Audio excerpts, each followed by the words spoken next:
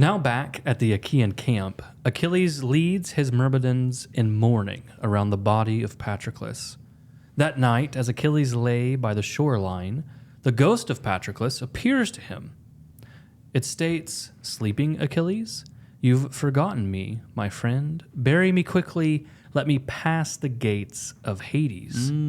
For as Patroclus further explains, he is not permitted to cross the river Styx until he has received his funeral rites. Finally, Patroclus requests that his bones and the bones of Achilles be placed in a single urn and buried together. The next morning, Achilles has a pyre built for Patroclus. Achilles slaughters sheep, cattle, stallions, and 2 of Patroclus's dogs, and places them all on the pyre with Patroclus. Then he slaughters a dozen young Trojans as sacrifices to lay alongside Patroclus on his pyre. The pyre is lit, and after praying to the 2 gods of the winds, it burns well. Meanwhile, Homer tells us that Apollo and Aphrodite are protecting the body of Hector from harm and decay. Achilles tends to the pyre all night until sleep overwhelms him. Achilles awakes and tells the Achaeans to gather the bones of Patroclus and place them into a golden urn. Then the urn will be placed in a small barrow until Achilles dies. Then a large barrow will be built for the 2 of them.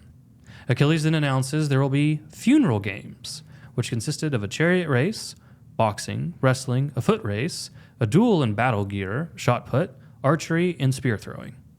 The culture of competition demonstrated in these funeral games will eventually give rise to the Olympics.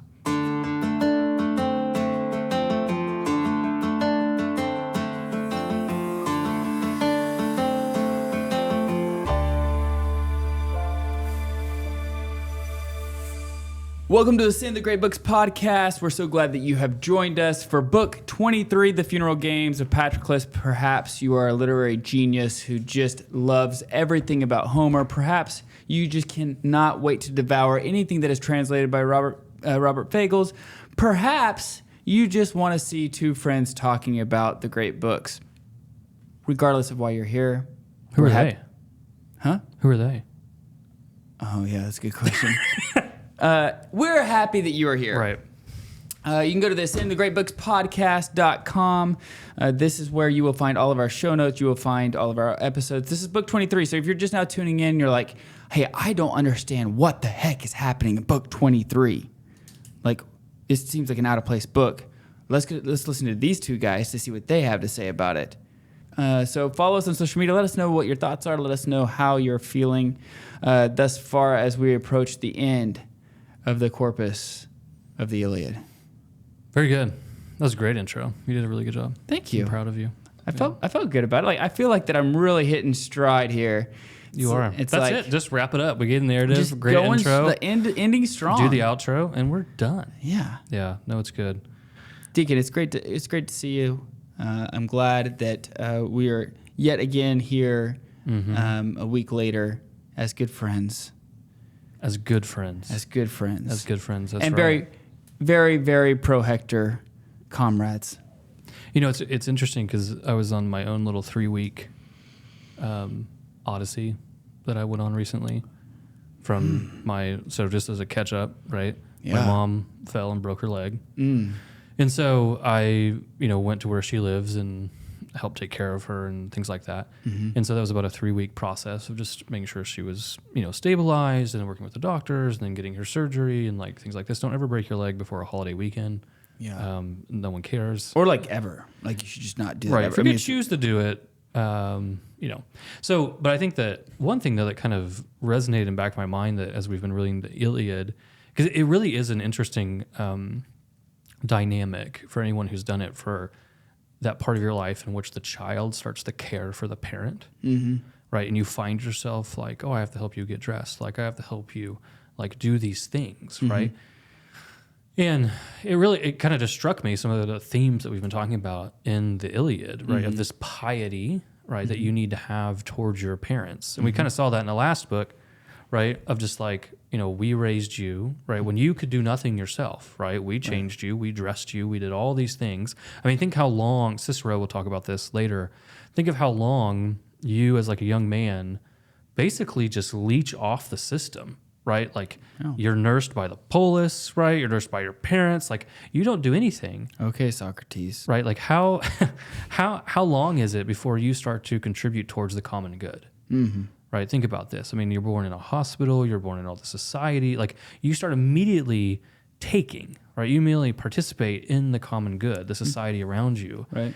And so it's so foreign to us as moderns because we're just obsessed with our rights and what is demanded to me. Mm-hmm. But for the ancient mindset, there's this maturation that happens, and then it's like, well, now I'm old enough to finally start giving back, and how great and honorable it is to give back, right, to the gods, to the polis, to my parents. Yeah. So it was really interesting because it really is. It's an interesting mental space to step into and exhibit that piety when that relationship starts to shift. And I would imagine too that it is an interesting step for the parent, right, to be taken care of, right, and the humility that brings with it. Now, you and I are I would say our dispositions are a little different. We're not, the same characteristically. Because I could imagine me being in your situation and caring for my mom, and like in the morning time as we get up, I'm cranking the Lion King soundtrack "Circle of Life" as we get up.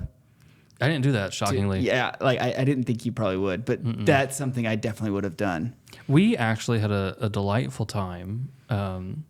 It's funny, we have very similar personalities, and so there was a lot of, outside of like the helping, there was a lot of alone time. Like she's also a voracious reader, and like so am I. So there was a lot, and I was still working, and so there was a lot of that during the day, and then we kind of just settled into a routine of like, then I would make dinner, and we caught up on movies, and we actually watched a lot of the John Wayne movies. Favorite one? Oh man, True Grit, the original True. It's really hard to beat the original True Grit. I mean, it's just a perfect movie, and it's one it's probably not what people think of when they think of family movie, but I actually think it's a really excellent movie. I enjoy it. We watched McClintock as well. By far. McClintock is by far. By far. It's McClintock and everything else. And I'm a big John Wayne fan. Right. I've watched, I think, every single John Wayne movie. McClintock's the highest. Yeah, I mean, like the marriage aspect in that, and like the coming back together, and like, the rejecting of divorce and these type of things. I think there's a lot of good themes there. We also watched The Cowboys. And the spanking. Yeah. Like, can you imagine spanking somebody with an iron pan? That would be... Yeah, I took those not as, serious. And then the Cowboys. Hold on. The best saying of all time in all of music, all of movie history happens in McClintock. Ooh, more than True Grit? Yes. I don't know, when he takes the reins in his teeth in True Grit, that is pretty a good scene. That is epic. Yeah. But the best one is no party or no whiskey, we go home. That's it. You think that's the best line? That's the best part. Yeah. Oh. Great party. It's actually, no, I'm sorry. I messed up. It says great party, but no whiskey. We go home. No. Oh, yeah. With the, yeah. I know what you're talking about now. Yeah. We also watched The Cowboys, which is a wonderful, like, coming of age story. Right? Cowboys is great. That was a really good one. I did not watch them. My daughter came and actually helped me for a short period of time. And they watched all the, like, 1930s black and white young John Wayne movies. It's really interesting to see him as an actor in those time periods. You see his maturation process as well as you watch, like, from the young John Wayne to, like, the confidence, True Grit type of John Wayne. Yeah, I think he's definitely sees. I mean, how I, as a young man, like watching this with my father, like, that's who when I think of John Wayne, I think of True Grit, right? That's this kind of cantankerous Rooster Cogburn, right? Yeah, we watched that. We watched some others too. We watched The Magnificent Seven. Did you watch War Wagon? No. War Wagon's a good War Wagon's good. Yeah, we watched, and then we shift genres and we watched all the Rockies. Oh, another. Do you know? I found out my wife has not seen the Rocky movies. They're actually. So my mom was a little skeptical, and I don't think I had seen, like, as a kid. I think I had seen the one with the Russian and a few others. I did not realize, in retrospect, like, they're really actually much more dramas. Oh yeah, like just like his character and how he grows, and particularly like in the second one, Like the relationship with his wife is very beautiful, and like he's trying to figure this out, and like he's very much fighting for her and for family. You can't win, right? And so fighting, and then like later fighting like Mr. T and these kind of things, and then like they lose everything. The other thing that struck me is that when you watch them all together, that they start and stop right at the. I mean, it is just like as soon as like the first movie's over, that's when the second one begins, and the third one, and they're like that all the way through until you get to wherever the one is they made in like 2002 or whatever, when he's like, even 5 where he becomes the trainer with Tommy Morrison. That there's a little bit of a jump there. That's when he loses everything, there, right? Yeah. No, that one's the same too, because it's when they get back from Russia.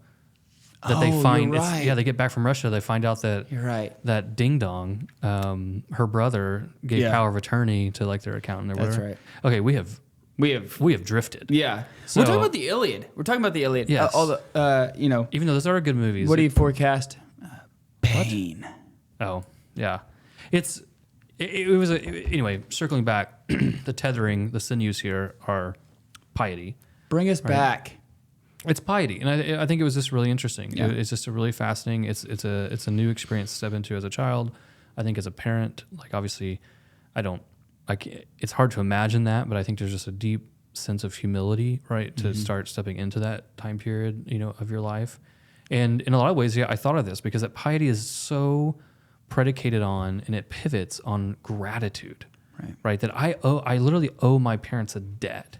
For my childhood. And this is incredibly alien to our own modern thoughts. I mean, we are very much habituated to just like, I don't care about my parents. Like as soon as I get old, like I have my rights. As soon as they're of age, I'm putting them in a home. Exactly, right? Like I can outsource them, right? I can outsource my duty. And I'm not even sure, kind of watching where trends are going, I'm not even sure children even think they have even that duty anymore, right? Their parent becomes, I have friends that work. You got to save up your own money if you want to.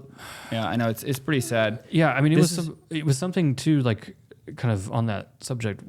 When I was in the hospital with my mother, and then also like in the rehab and like going through these things, it was a slightly different dynamic to have. The mother-son dynamic be the ones that were there. Yeah. And it was really amazing to me how many people commented on that, but their comment on it was not necessarily like, oh, you're doing a great job.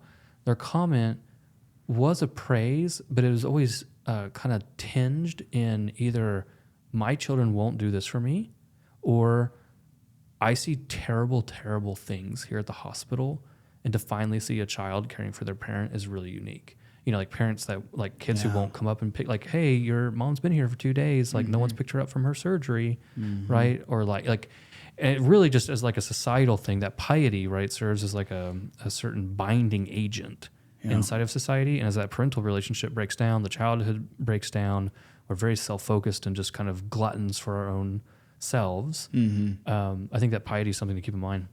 This is also another reason to have a bunch of kids. Because if you get a couple of them that go off the rails, you'll be all right. Yeah, you got to have like a backup plan. Yeah, right. Yeah. This is why I have as many kids as I can, because like at any point in time, they may fall out of favor with me. Right. But I got at least 1 or 2 that are in favor with me.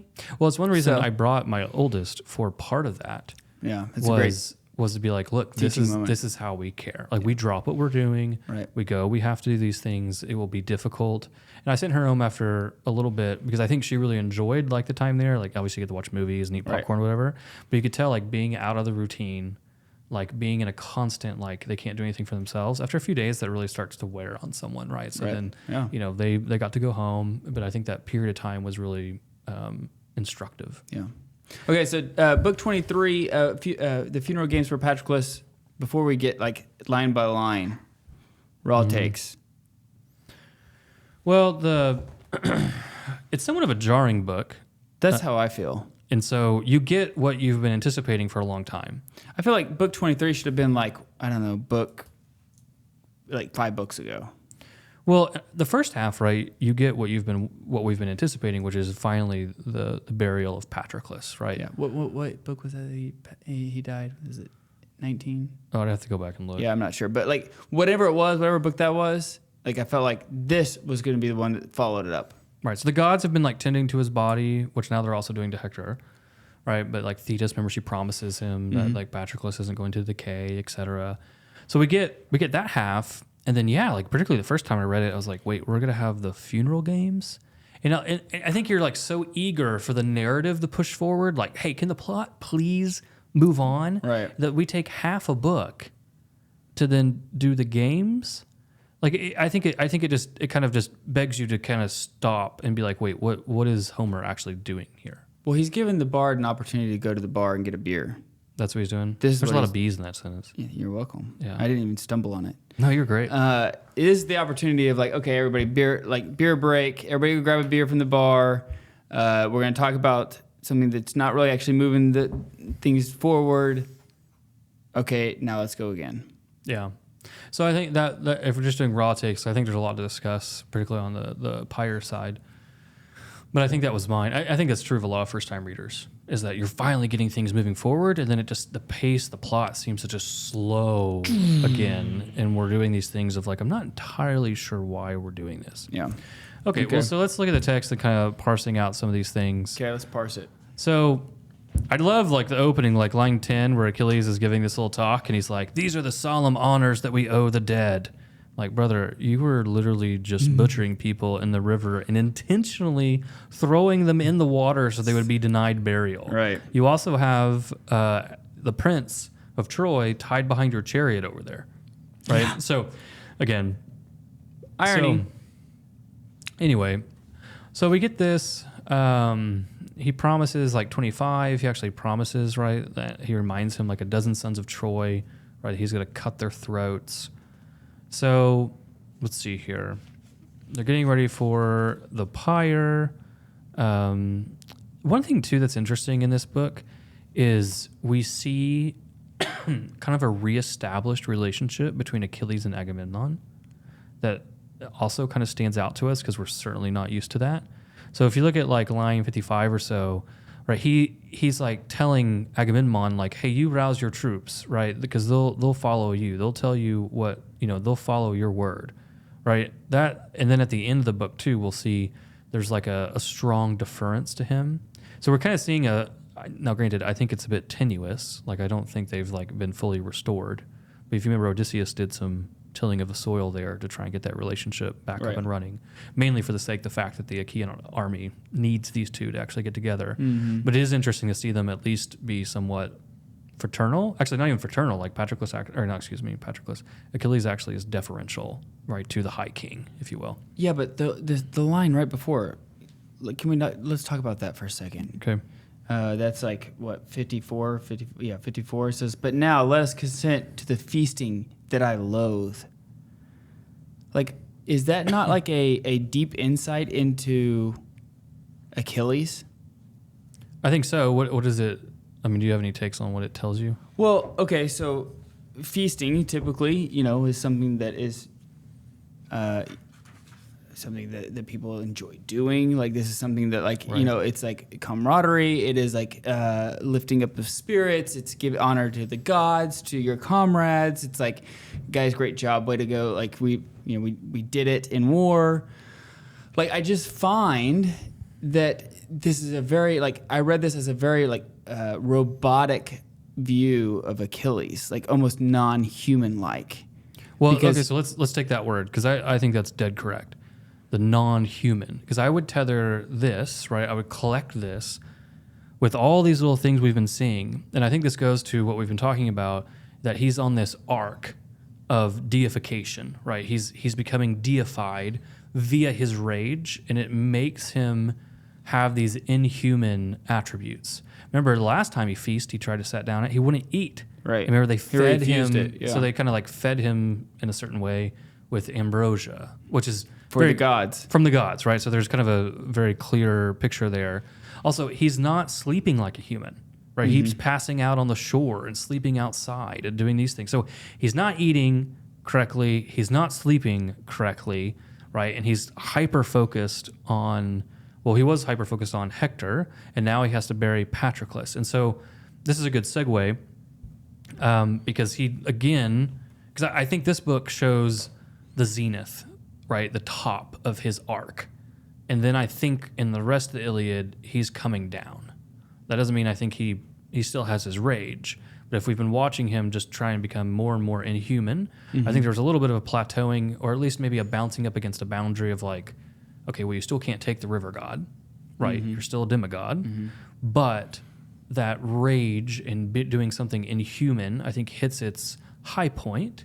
And then the rest of the Iliad, which is not a whole lot, we're going to see that coming down. But I think that's a good thing to keep in mind because I think it's the lens by which we need to read some interesting passages in book 24. Okay. Cool. Okay. So let's look though, because so once again, good. You thought that as well. no, I think it does. The him loathing the feast, I think, like you said, is somewhat inhuman. So again, he lays down out by the shore. And again, it's a small point, but like he's not going to his tent. He's not lying in his bed. He is not. He's not at rest. He's not true feasting. He's not with Briseis. It's not true leisure. Right, which, by the way, he has back, right? He's not with Briseis, and that's something to note.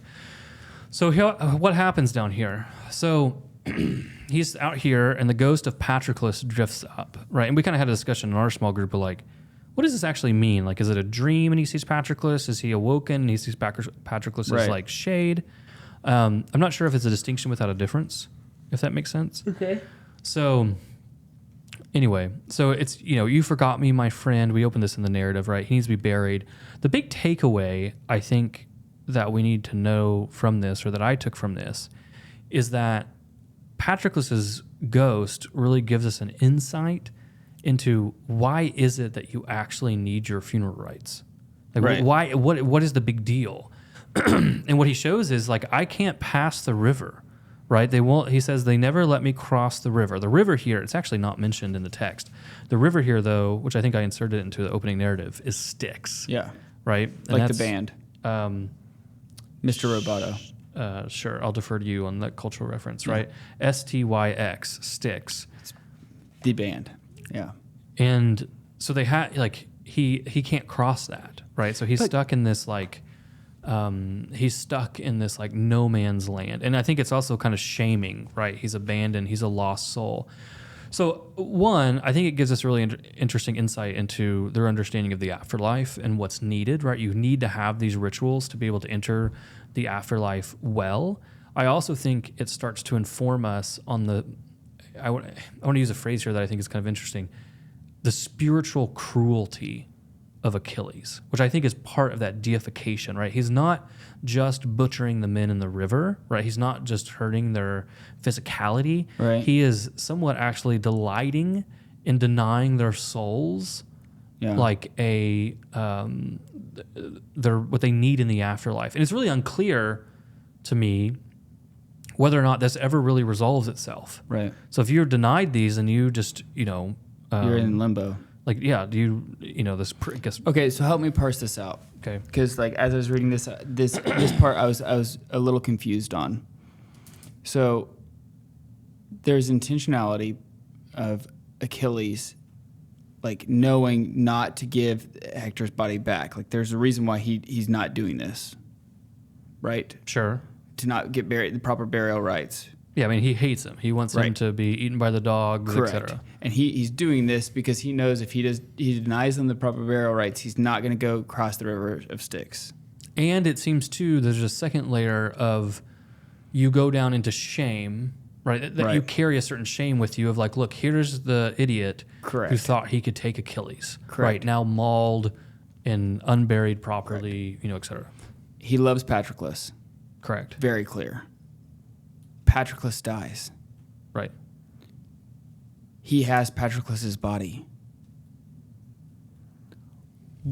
Why is he denying Patroclus the opportunity to go through, like, to cross the river? Why the delay? Why the delay?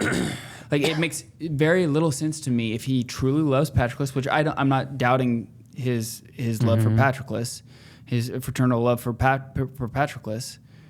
But it's very clear to me that Achilles knows that by denying certain burial rites, you're not going to get into, paradise, their form of paradise. He knows Patroclus has died. He has not fulfilled those burial rites for Patroclus. And so, I was just a little, perplexed on what, like, why would he do that? Well, I'm trying to find. Okay, here it is. Well, I think the question is who actually. Why does he do this? So I'm trying to figure out if this is where it is, because if my memory is that he did not want to leave Patroclus, because Patroclus's body would start to decay, which was a sign of shame, because he wasn't buried. And it's Thetis that actually convinces him to leave the body. Remember, because she kind of leverages like. Yeah, but wasn't that like a full day afterwards? I think it's. Like I thought, like, you know, because like he mourns, and maybe I'm wrong. I'm happy to be wrong here and correct me. You can at me on Twitter and say how big of an idiot I am. But I thought like Patroclus' body came back and he like wails and cries and bemoans and like kind of goes to a pity party. He does do that. Now, granted, you have to keep in mind how long it takes to even like get the funeral pyre stuff together. It's like a several day, ordeal to get the wood and stuff like that. That's a good. So argument. technically, this is, I think, the morning after he's laying out.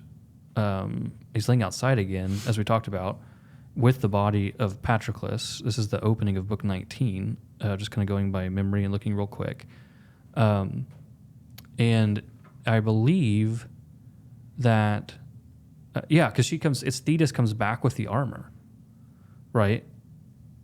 And actually, she's the one that convinces him to leave. He could lie there dead till a year has run its course, and his flesh still stand firm, even fresher than now. So go and call the Argive warriors to muster, renounce your rage at the proud commander Agamemnon. Okay. Then arm him. So no, it's a good question, because out of his love for Patroclus, why would you deny him the rights? And I think that we've seen Achilles is incredibly deferential to the will of the gods. Mm-hmm. So I think maybe like a positive reading of this would be that Achilles didn't want to leave Patroclus, at least, or maybe at best he was torn about whether or not to leave Patroclus. And Thetis basically saying, listen, we will care for his body. He's not going to sit here and rot in shame. Yeah. Go finally get the Achaeans up and running, and you can take your revenge on Hector. Okay. And then I like that. That was really good. Like, I forgot about that, so I'm glad you brought that back up. Well, somewhere I was trying to think that then somewhere in here must be when he pledges that he'll take the 12 Trojans, because then that clearly means he has to go to war before, right, Patroclus' burial, because he has to get the 12 Trojans and he has to get Hector, and then come back. So now we've gone through several books, and now he's ready to actually do that because he has Hector and the 12 Trojans. That is great. I'm really glad you brought that up, because I forgot about that. But that also then spurred me to think, Thetis tells Achilles that a body can wait for a full year. Which I think it could, right? Because you're talking about like the spiritual ramifications. The body could stay without shame, right? For a full year. But that still appear, and this is maybe why Patroclus has to come up, of like, do you realize, like, actually it was kind of interesting that Patroclus comes up, because, now granted, I have no idea, and I don't think we're really given an understanding of like what Patroclus is aware of, right? Like it's unclear, like is he just coming up and he's aware he hasn't been buried yet? Because like clearly Achilles is planning to do it that day. Like it doesn't seem to me that Patroclus coming up to Achilles precipitates his burial any faster than it would have happened anyway. Yeah, I'm not sure. Sense? Yeah, because he's already back. He has the 12 Trojans. He has Hector. You would think that the top of mind awareness would be, okay, now let's get Patroclus his burial right. He collapses he's already told everyone these are the solemn honors we owe the dead. Right. Because they have to go get all the wood. Right. Right. And then he falls asleep. He's still sleeping. He's not human. Right. He's still sleeping in this kind of rage/grief out by the shoreline. Patroclus comes in and says, why have you not buried me? But they're already planning on burying him the next morning. Because he actually tells Agamemnon, right, at daybreak, rouse your troops to haul in the timber. Right. So it's actually really a fascinating passage, because what is it that it actually affords? What is it that it actually affords? Like, what does Patroclus coming actually do? So let's say you remove Patroclus coming. What does it actually change in the narrative? Well, I'm not, like, other than confirming, like, telling the reader or the listener of the time, reinforcing like this is what has to happen in order for a body to pass through Styx, because this is the first time we're actually understanding the burial rites and the importance of it.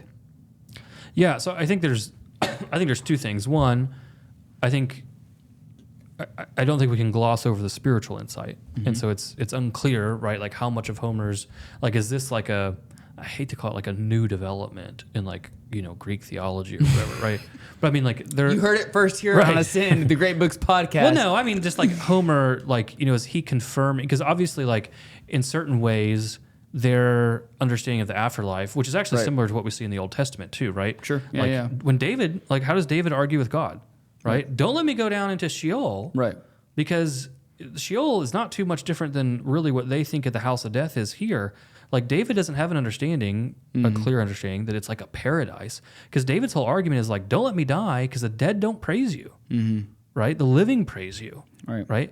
So then the other thing, though, I do think, maybe to push back against what I said, is he does request that their bones be buried together. Right. And it's unclear. A huge urn. Like, could you imagine how big of an urn that would have to be? So, you know what? I didn't actually stop and think about that, but you're correct. I mean, right? Like a femur bone is really big. It is. It's like 1/4 of your body's height. You're correct. I mean, you are nailing this. Yes. Yeah. So I'm also curious. I want to talk about this at a later chapter. Femur bones? No. Next week on book 24. Yeah. Because, and maybe this is wrong, but Achilles hears from basically what you said that the body is good for a full year. Right.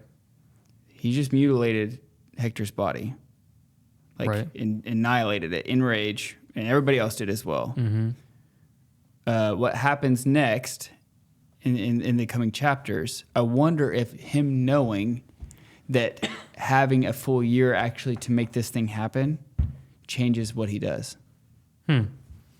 Yeah, I don't know.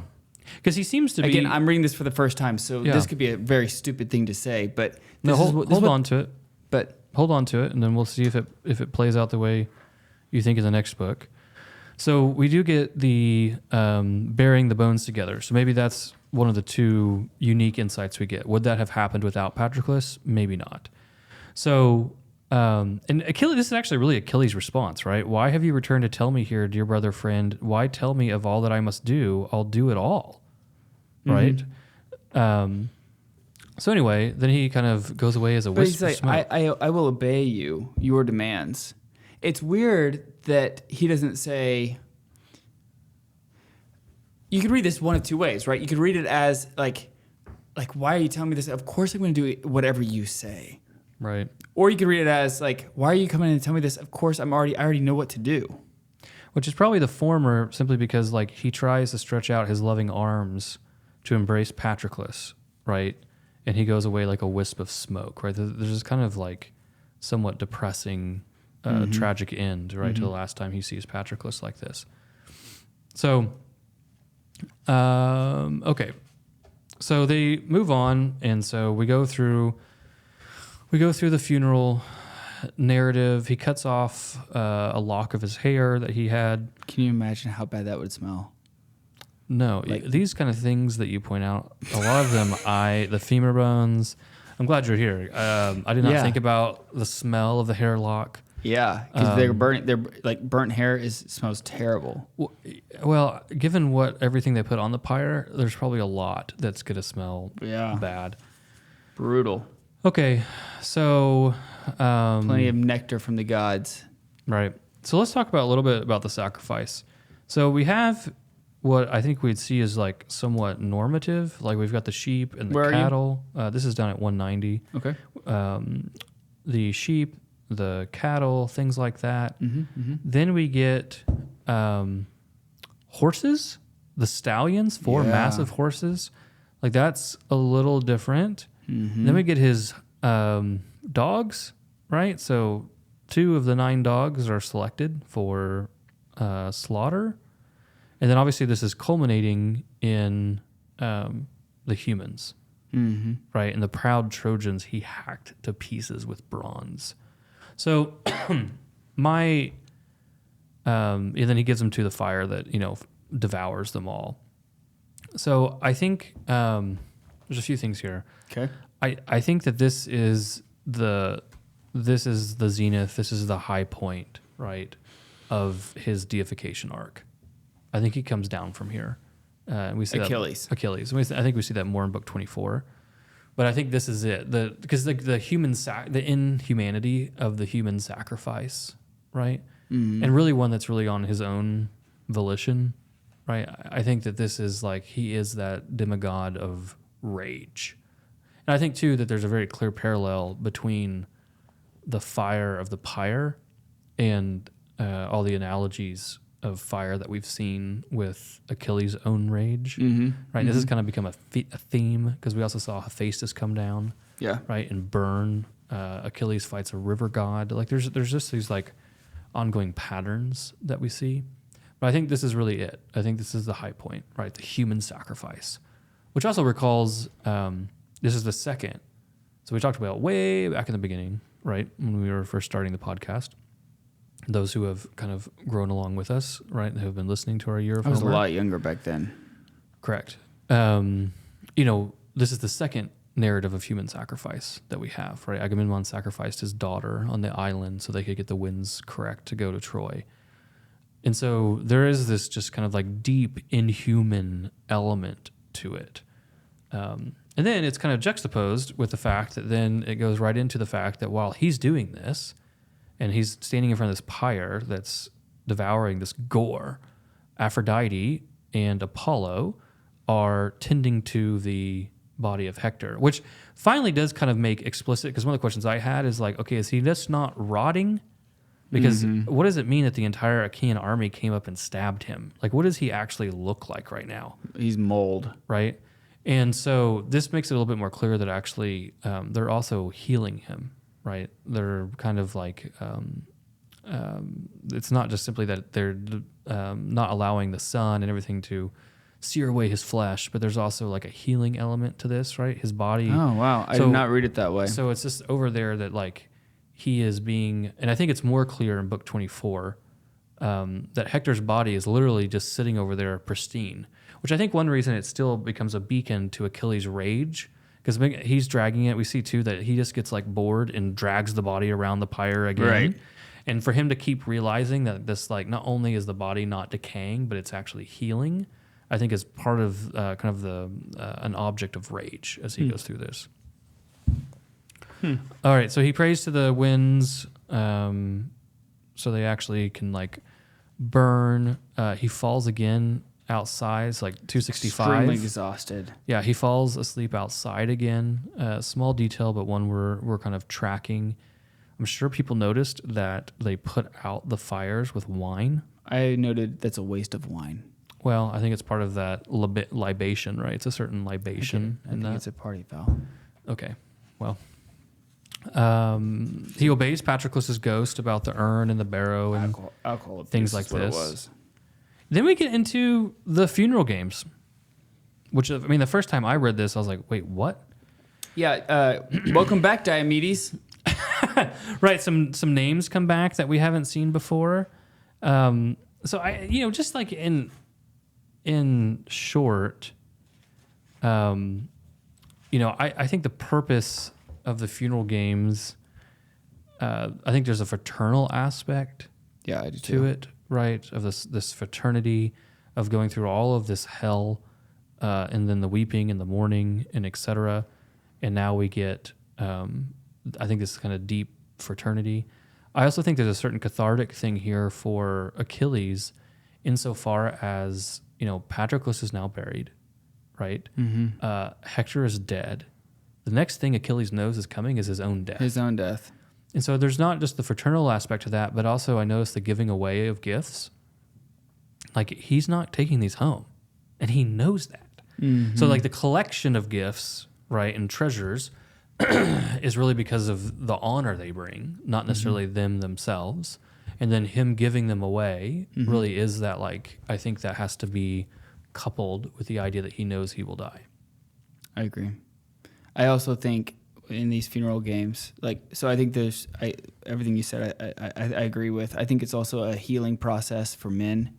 You know, Right. The fraternal aspect of like coming together and competitiveness and like, you know, trying to win something together and in a feast is very healing. Is a healing process for these guys. Mm-hmm. If you remember last week, we also talked about. You asked me like, well, wait a minute. Who do you think the natural warrior is?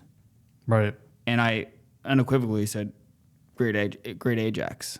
Who's explicitly listed in book 2 as the second greatest Achaean. Right. Well, and in this, now notice like in the great games, all of the games, whether it be the boxing, the wrestling, the foot race, like whatever it is, it's Ajax versus somebody else, Odysseus or Diomedes, or somebody else.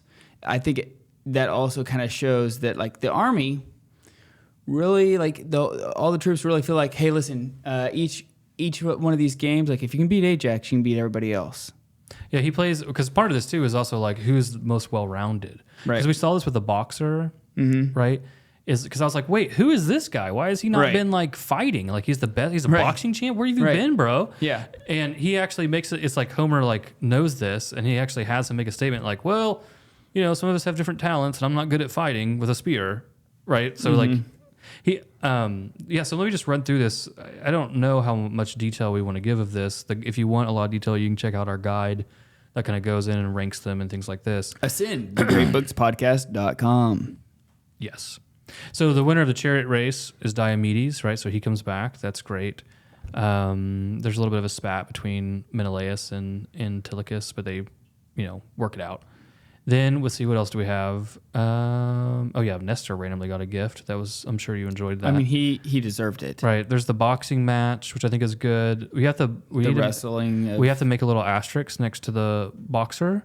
Okay. The boxer is also a great carpenter, and his skill set comes in later, since he just popped up in the narrative here in book 23. Giant Ajax and Odysseus wrestle to a stalemate. So there he is again. Odysseus, with the help of Athena, wins the foot race. That is somewhat of a side note. Ajax didn't run the foot race. I said that earlier. This one. No, he does the wrestling, and it's kind of funny that the gods care about, like, they're even like causing people to fall and get a face full of dung and stuff. Right. So on a certain level, it's like, man, how petty are you that you guys have to intervene even on this? Right. On the other side, it's like, there's piety in the small things. The people that pray to the gods to win typically win, right? This is their piety is being rewarded. Odysseus, with Athena. You see this with the archery contest too. Of you. The duel, so maybe a counterfactual to what you said earlier, or how do you read it? There is the duel and battle gear, which is the most like simulated fight they have. Ajax and Diomedes go at it, but Giant Ajax's friends call for it to stop because they're afraid he's going to die. Yeah. And then Achilles doesn't call it a stalemate. Did you notice that? Yeah, he gives Diomedes the sword. Win. Yeah. Yeah. So that's interesting. Yeah. But remember that Diomedes is also much more favored by the gods than Ajax as well. So to me, like, that didn't actually disprove the point. So you think there's some clandestine help going on? I mean, you just said that like 2 minutes ago. Well, I don't know. I don't remember them helping him. Well, I'm not saying like it didn't explicitly say that. This sounds like a strong apology for Ajax. No, well, all I'm saying is that you just said that gods intervene if they're pious and like they can intervene for you and help you, and like the little things yield the big things. Like this could easily be one. They have shot put, which is fun. They have an archery contest. That's another one where the guy prays to the gods. What do they use as a shot put, do you think? It's not like that they have this well-formed I actually think, what? Boulder. I tried to find this where I read this, and then I couldn't find it. That because it's also iron. And remember, anytime we see iron pop up, that's like incredibly valuable. Yeah, if we ever see iron pop up, because it's the Bronze Age, right? So where do you get a giant chunk of iron? Right. And I cannot recall this because it's not my idea. That what they have is actually a meteor. Because that's like a source of iron that they find. Like that's where they find it. And what they have is actually a meteorite that they're using as a chop put. There's somebody here who's listening right now, whether they're a teacher or student, they know this. Add us on Twitter and let us know what your thoughts are. Help us out. We will take that. Then they have the archery contest, and then again, it ends with the strong deference, right? Because you're going to have a spear throwing contest. Agamemnon enters, and basically, like, they will not compete against the High King, right? And so there's this strong deference now from Achilles. Very North Korean of him. Well, I mean, there's a docility there, right, to the Lord of Men, right? You don't do that. You don't compete against your king. Then right? don't compete, king. Well, he shouldn't. That I think is a fair critique, that he really should not have entered. This is not for him. Yeah. Right. The funeral games, the games in general, are not for him.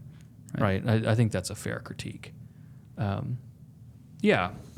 So anything else on this? I mean, it's a pretty straightforward book. We spent the whole first couple minutes talking about the Rocky films. So this is what they come here for, though. I know. Just trying to look at the guide real fast to make sure that we captured. It was interesting. Yeah. It wasn't as jarring of a book as a couple of the previous books that I thought, like right after Patroclus's death. It's like these valley. You know, there's a peak and a valley, and then another peak. It like bookends these two peaks. Like they're you know, and like to me, this is very similar from last book, and then what happens in the next book. Next week when we talk about book 24, the end of the Iliad. Here we go. We're getting to be such good co-hosts that it's almost like that we can finish each other's It's been a great night. Sentences. No, this is good. I mean, we are.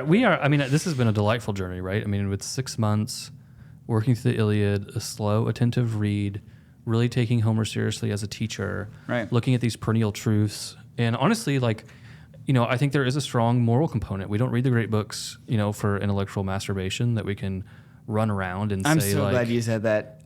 Well, blame C.S. Lewis. I pulled it from him, right? Like, we just say, you don't read the Iliad just to tell your friends, like, I read the Iliad, right? First off, I don't think most people care anymore. But secondly, like, you do this because it's like, okay, well, can I have conversations about, like, am I an excellent man? Can I have conversations about, like, my piety towards my family, my polis, and towards God? Right. These are the things I think we start to think about. And also, like, we're downstream from Homer, right? Homer is a teacher. This is really the genesis of the Greeks, right? We're seeing their myth written out in a very substantial way. And this is the dialogue partner when we start reading the Greek plays, when we start reading, say, Socrates and Plato and Aristotle. They are in dialogue with Homer, you know. And this, again, it sets and cultivates the world to receive Jesus Christ. So, you know, I mean, this is a journey, and it's a journey that also has a moral component, that there are perennial truths, and there are great conversations that echo throughout the centuries, and we're kind of slowly participating in that. Just to give another pro-Ajax stance before we go.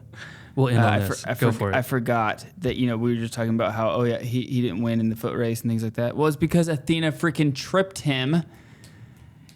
He slipped at the dead run. Athena tripped him up. Wait, is that Ajax? Yes. Ajax slipped at the dead run. Athena tripped him up. And then she also makes Antilochus trip and his face full of dung, right? Right. Is that where, like, it goes up his nostrils? Up his nostrils, yes. Wonderful. That's a great point to end on. So, anyway, book 24, we are completing the Iliad next week. Join us. Make sure you subscribe to our podcast and to the YouTube channel so you can, and hit that little bell so that way you know every time that we post a new video. We'll see you next week. See you.